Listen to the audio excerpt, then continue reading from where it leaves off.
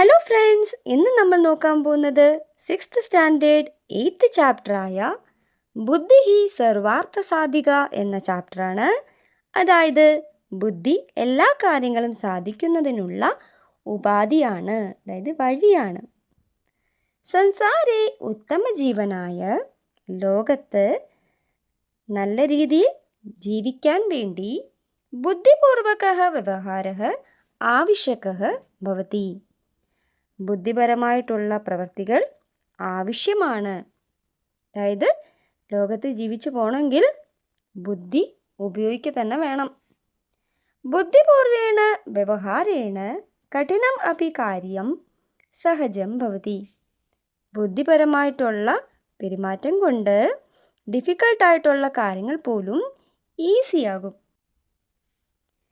വിശേഷതഃ സ്പർധായാഹ സമയേ, പ്രത്യേകിച്ച് മത്സരം നടക്കുന്ന സമയത്ത്, യദി പ്രതിപക്ഷഃ അതീവ പ്രബലഃ തർഹി, അതായത് എതിരാളി അത്യധികം ശക്തനാണെങ്കിൽ പോലും എന്ത് ചെയ്യാൻ പറ്റും? ബുദ്ധിബലേന വയം തം ജയിതും ശക്നുമഃ. ബുദ്ധി ഉപയോഗിച്ച് നമുക്ക് അവനെ ജയിക്കാൻ സാധിക്കും. ബുദ്ധിയുടെ പ്രയോഗത്താൽ നമുക്ക് വിജയം കൈവരിക്കാൻ സാധിക്കും. ശരീരബലാത് ബുദ്ധിബലസ്യ മഹത്വം കഥം അധികമിതി ഏഷാ കഥ പ്രതിപാദയതി. ശാരീരിക ബലത്തേക്കാൾ ബുദ്ധിക്ക് എങ്ങനെയാണ് പ്രാധാന്യം ഉണ്ടാകുന്നതെന്നാണ് ഈ കഥ നമ്മെ പഠിപ്പിക്കുന്നത്. ഏതാം കഥാം വയം പഠാമഹ. നമുക്ക് ഈ കഥ വായിക്കാം. അപ്പോൾ നമുക്ക് നോക്കാം. ഏകസ്മിൻ വനെ ഏകഃ നിത്യജലപൂർണഃ മഹാൻ സരോവരഃ അസ്തി. ഒരു കാട്ടിൽ എപ്പോഴും വെള്ളം നിറഞ്ഞു കിടക്കണ ഒരു വലിയ തടാകം ഉണ്ടായിരുന്നു. കഥാചിത് ഏകം പിപാസാകുലം ഗജയൂഥം വനാന്തരാത് തത്ര ആഗച്ഛതി. ഒരിക്കൽ ദാഹം കൊണ്ട് വലഞ്ഞ, അതായത് ദാഹം കൊണ്ട് വിഷമിച്ച ഒരു കൂട്ടം ആനകൾ കാട്ടിൽ നിന്ന് പുറത്തു വന്ന് അവിടേക്ക് എത്തി. തസ്മിൻ സരോവരെ തേ ഗജാഹ. ആ തടാകത്തിൽ ആ ഗജവീരന്മാർ, അതായത് ആ ആനകൾ, സ്വേച്ഛയാ ജലം പീത്വാ, അതായത് ഇഷ്ടം പോലെ വെള്ളം കുടിച്ച്, സ്നാത്വാ, കുളിച്ച്, ക്രീഡിത്വാ ച, അതുപോലെ കളിച്ചും, സൂര്യാസ്ത സമയേ നിർഗച്ഛന്തി. സൂര്യാസ്ത സമയത്ത് അവിടെ നിന്ന് പോയി. അതായത് സൂര്യൻ അസ്തമിക്കാറായപ്പോഴേക്കും അവരവിടെ നിന്ന് പോയി. തസ്യ ച സരോവരസ്യ തീരെ, ആ തടാകത്തിൻ്റെ കരയിൽ, സമന്താത് സുകോമല ഭൂമൗ, അതായത് ചുറ്റുമുള്ള മൃദുവായ മണ്ണിൽ, അതായത് സോഫ്റ്റായ മണ്ണിൽ, ബഹൂനി ശശകബിലാനി സന്തി, ഏറെ മുയൽ മാളങ്ങൾ ഉണ്ട്. യേഷു ബഹവഃ ശശകാഹ നിവസന്തി. ഇവിടെയാണോ ഏറെ മുയലുകൾ താമസിച്ചിരുന്നത്. അതായത് തടാകത്തിൻ്റെ കരയിൽ മുയൽ മാളങ്ങളുണ്ടായിരുന്നു. ആ മാളങ്ങളിലായിരുന്നു മുയലുകൾ താമസിച്ചിരുന്നത്. ഗജാനാം പരിഭ്രമണേന, ആനയുടെ സഞ്ചാരം കാരണം, തേഷു ബിലേഷു നിവസന്തഃ ബഹവഃ ശശകാഃ, ആ മാളത്തിൽ താമസിച്ചിരുന്ന ഏറെ മുയലുകൾ ക്ഷതവിക്ഷതാഃ ഭവന്തി, അതായത് പരിക്കേൽക്കപ്പെട്ടു. കേചന പുനഃ മൃതാഃ അപി ഭവന്തി, ചിലരാണെങ്കിൽ മരണപ്പെടുകയും ചെയ്തു. അതഃ, അതുകൊണ്ട്, ശശകാഃ ഭീതാഃ ചിന്താമഗ്നാഃ ച ഭവന്തി, അതുകൊണ്ട് എന്ത് സംഭവിച്ചു? അതുകൊണ്ട് മുയലുകൾ ഭയപ്പെടുകയും ആശങ്കയിലാവുകയും ചെയ്തു. തേ ദുഃഖം അനുഭവന്തി, ഒരു ദുഃഖം അനുഭവിച്ചു, അതായത് അവർക്ക് സങ്കടമായി.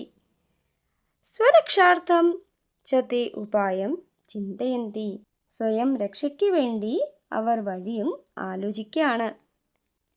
ഏകസ്മിൻ ദിനെ സായങ്കാലേ, ഒരു ദിവസം വൈകുന്നേരം, തേഷാം ശശകാനാം സഭ ഭവതി, ആ മുയലുകളുടെ ഒരു സഭ നടന്നു. സർവേ ശശകാഹ സ്വമതം പ്രകാശയന്തി, എല്ലാ മുയലുകളും അവരവരുടെ ഒപ്പീനിയൻ പറഞ്ഞു. പരം തേ സമാധാനം ന പ്രാപ്നുവന്തി, പക്ഷേ ഒരു പരിഹാരവും കണ്ടെത്താനായില്ല.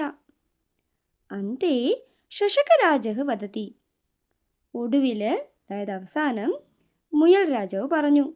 ആട്ടെ, എന്താ പറഞ്ഞേ?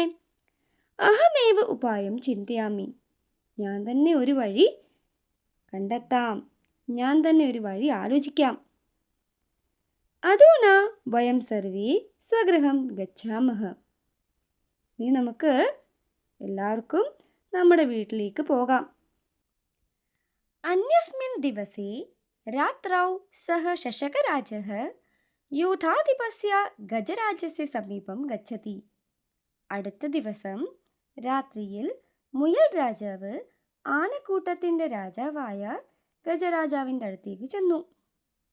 സഹ ഗജരാജം കഥയതി, അയാള്, അതായത് മുയൽ രാജാവ്, ഗജരാജാവിനോട് പറഞ്ഞു. എന്താ പറഞ്ഞേ? ഹേ ഗജരാജ്, ഹേ ഗജരാജാവേ, ഏഷഃ സരോവരഃ ചന്ദ്രസ്യ വാസസ്ഥാനം അസ്തി, ഈ തടാകം ചന്ദ്രൻ്റെ വാസസ്ഥലമാണ്, ഇവിടെയാണ് ചന്ദ്രൻ താമസിക്കണേ. വയം ശശകാഹ തസ്യ പ്രജാഃ സ്മഃ, ഞങ്ങൾ മുയലുകൾ അദ്ദേഹത്തിൻ്റെ പ്രജകളാണ്. അത ഏവ സഹ ശശാങ്കഃ ഇതി നാംന പ്രസിദ്ധഃ, അതുകൊണ്ടാണ് ഇത് ശശാങ്കൻ എന്ന പേരിൽ പ്രസിദ്ധമായത്. യഥാ ശശാങ്കഃ ജീവന്തി തഥാ ഏവ ചന്ദ്രഃ പ്രസന്നഃ ഭവതി, അതായത് മുയലുകൾ ജീവിച്ചിരിക്കുന്നിടത്തോളം കാലം ചന്ദ്രൻ പ്രസന്നവദനായിരിക്കും, അതായത് ഹാപ്പി ആയിരിക്കും. ഗജരാജഃ പൃച്ഛതി, ഗജരാജാവ് ചോദിച്ചു. കഥം അഹം വിശ്വാസം കരോമി, ഞാൻ എങ്ങനെ വിശ്വസിക്കും? കിം സത്യമേവ ചന്ദ്രഃ സരോവരേ തിഷ്ഠതി, ശരിക്കും ചന്ദ്രൻ തടാകത്തിൽ താമസിക്കുന്നുണ്ടോ? യദി സരോവരഃ ചന്ദ്രദേവസ്യ വാസസ്ഥാനം തർഹി തത് പ്രദർശയതു, എന്താ പറഞ്ഞേ? ഗജരാജൻ പറയാണ്, ഈ തടാകം ചന്ദ്രദേവന്റെ വാസസ്ഥലമാണെങ്കിൽ അതെന്നെ ഒന്ന് കാണിച്ചു തരൂ. ശശകഃ കഥയതി, മുയൽ പറഞ്ഞു. ആം, അതെ, ചന്ദ്രസ്യ ദർശനായ ആവാം അധുന ഏവ സരോവരം പ്രതി ചലാവഹ, ചന്ദ്രനെ കാണാനായി നമുക്കിപ്പോൾ തന്നെ തടാകത്തിൻ്റെ അടുത്തേക്ക് പോകാം. ഗജരാജഃ ശശകരാജേന സഹ സരോവരസ്യ സമീപം ഗച്ഛതി, അങ്ങനെ ഗജരാജാവ് മുയൽ രാജാവിനൊപ്പം തടാകത്തിൻ്റെ അടുത്തേക്ക് പോയി. സഹ ജലേ ചന്ദ്രസ്യ പ്രതിബിംബം പശ്യതി ചകിതഃ ച ഭവതി, എന്താ സംഭവിച്ചേ? അവൻ, അതായത് ആ ഗജരാജാവ്, വെള്ളത്തിൽ ചന്ദ്രൻ്റെ പ്രതിബിംബം കണ്ട് ആശ്ചര്യപ്പെട്ടു, കാണുകയും ആശ്ചര്യപ്പെടുകയും ചെയ്തു. സ ഭയേന ചന്ദ്രം നമതി, അവൻ ഭയത്തോടെ ചന്ദ്രനെ വന്ദിക്കാൻ തുടങ്ങി. തതഃ സഹ ഗജയൂഥേന സഹ അന്യത്ര ഗച്ഛതി, അതിനുശേഷം അവൻ തൻ്റെ ആനക്കൂട്ടത്തോടൊപ്പം അവിടെ നിന്ന് തിരിച്ചുപോയി.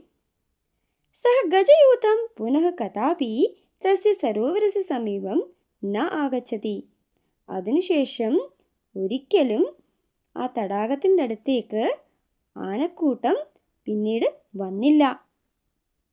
ശശകാഹ തത്ര സുഖേന തിഷ്ഠന്തി, മുയലുകളും അവിടെ സമാധാനത്തോടെ ജീവിക്കാൻ തുടങ്ങി. സത്യമേവ ഉക്തം, സത്യം തന്നെയാണ് പറഞ്ഞിരിക്കുന്നത്, അതായത് സത്യം തന്നെയാണ് പറയാറ്. ബുദ്ധി സർവാർത്ഥ സാധിക, ബുദ്ധിയാണ് എല്ലാ കാര്യങ്ങളെയും സാധിച്ചെടുക്കുക. ബുദ്ധി തന്നെയാണ് എല്ലാ കാര്യങ്ങളെയും സാധിച്ചെടുക്കുന്നത്. അപ്പോൾ എല്ലാവർക്കും ഈ ചാപ്റ്ററിൻ്റെ എക്സ്പ്ലനേഷൻ ക്ലിയർ ആണെന്ന് കരുതുന്നു. എന്തെങ്കിലും ഡൗട്ട് ഉണ്ടെങ്കിൽ കമൻറ്റിലൊന്ന് മെൻഷൻ ചെയ്താൽ മതി, ഞാനത് ക്ലിയർ ആക്കി തരാം. അപ്പോൾ എല്ലാവർക്കും ഈ വീഡിയോ ഇഷ്ടമായാൽ ഉറപ്പായും ലൈക്ക് ചെയ്യുക. ലൈക്ക് ചെയ്യാൻ ഭയങ്കര മടി കാണിക്കുന്നുണ്ട് കേട്ടോ. അപ്പോൾ ഒന്ന് ലൈക്ക് ചെയ്യൂ. അപ്പോൾ ലൈക്ക് ചെയ്യുക, കമൻറ്റ് ചെയ്യുക, ഷെയർ ചെയ്യുക, സബ്സ്ക്രൈബ് ചെയ്യുക. സബ്സ്ക്രൈബ് ചെയ്യുമ്പോൾ സൈഡിൽ ഒരു ബെല്ലൈക്കൺ ഉണ്ടാവും, അതും കൂടെ ഒന്ന് എനേബിൾ ചെയ്യുക, ഓൾ എന്ന ഓപ്ഷൻ കൊടുക്കുക. എന്നാൽ മാത്രമേ ഞാൻ ഇനി വീഡിയോസ് ഇടുമ്പോൾ നിങ്ങൾക്ക് നോട്ടിഫിക്കേഷൻ കിട്ടുകയുള്ളൂ. Thank you. Keep supporting.